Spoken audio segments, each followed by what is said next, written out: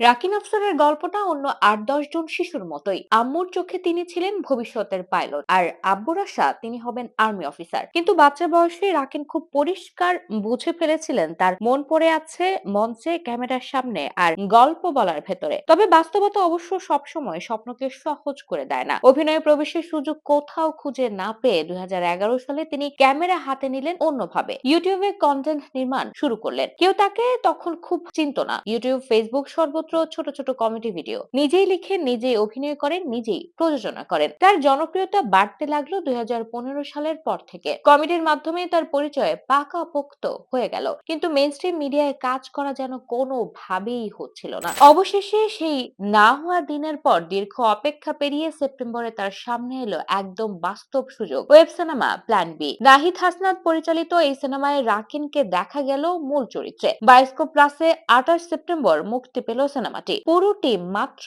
৩ দিনে ছবিটি ধারণ করে, কিন্তু সেই ৩ দিনের ভেতরে একটি নতুন দরজা খুলে গেল। এবার সত্যিকার অর্থে অভিনয় শিল্পী হিসেবে পরিচয় দেওয়ার সুযোগ এলো তার হাতে। ভারতে ইউটিউব বা সোশ্যাল মিডিয়ার কন্টেন্ট ক্রিয়েটররা বলিউডে গিয়ে সফল হয়েছেন, এটা এখন নিয়মিত দৃশ্য। কিন্তু বাংলাদেশের ছবি অন্যরকম। এখানে কন্টেন্ট ক্রিয়েটর থেকে সিনেমায় ঢোকা এখনো বিরল ঘটনা। মানুষ ভাবে একজন কমেডিয়ান শুধু হাসাতে জানে, সিরিয়াস অভিনয় নাকি তাদের কমজোরি। অথচ ইতিহাস বলছে বাংলাদেশের সবচেয়ে শক্তিশালী অভিনেতাদের অনেকের শুরু হয়েছে কমেডিকে কেন্দ্র করেই। জাহিদ হাসান, মোশাররফ করিম, চঞ্চল চৌধুরী তারা সবাই শুরু করেছিলেন হালকা ফুলকা চরিত্র দিয়ে, পরে কঠিন অভিনয়ে নিজেদের নতুন করে প্রতিষ্ঠা করেছেন। তবে প্ল্যান বি চাইতেও বড় চমক অপেক্ষা করছে দর্শকদের জন্য। তিনি অভিনয় করেছেন সোলজার সিনেমায়, ঠিকই ধরেছেন। মেগাস্টার শাকিব খানের নেক্সট প্রজেক্ট সোলজারে দেখা যাবে রাকিন আফসারকে। তার চরিত্র খানিকটা খুনে মেজাজের। সোলজারের লুকের ছবি অলরেডি আপলোড করেছেন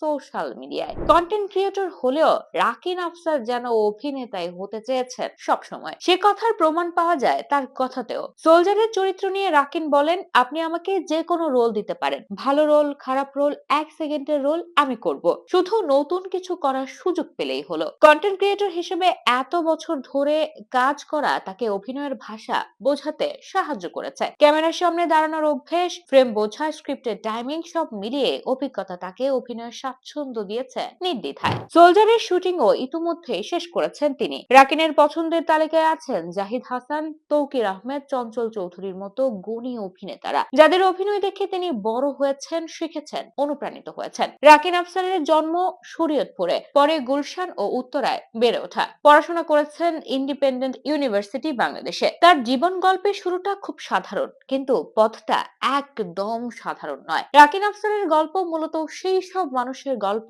যারা নিজের স্বপ্নে নিজের মতো করে বিশ্বাস রাখে। যখন চারপাশে বলে তুমি পারবে না, তখনই হয়তো নতুন করে উঠে দাঁড়ানোর শক্তিটা আসে। কন্টেন্ট থেকে সিনেমা, এই পথটা কারোর জন্যই সহজ ছিল না, রাকিনের জন্য নয়। কিন্তু সঠিক সময়, সঠিক সুযোগ আর নিজের প্রতি অটুট বিশ্বাস, এসব মিলিয়ে তিনি আজ যেখানটায় দাঁড়িয়ে, হয়তো সেটি তার আসল শুরু। এখান থেকে আর কেউ তাকে শুধু কমেডিয়ান বলে চিনবে না, কারণ রাকিন আফসার এখন পুরোদস্তুর অভিনেতাও।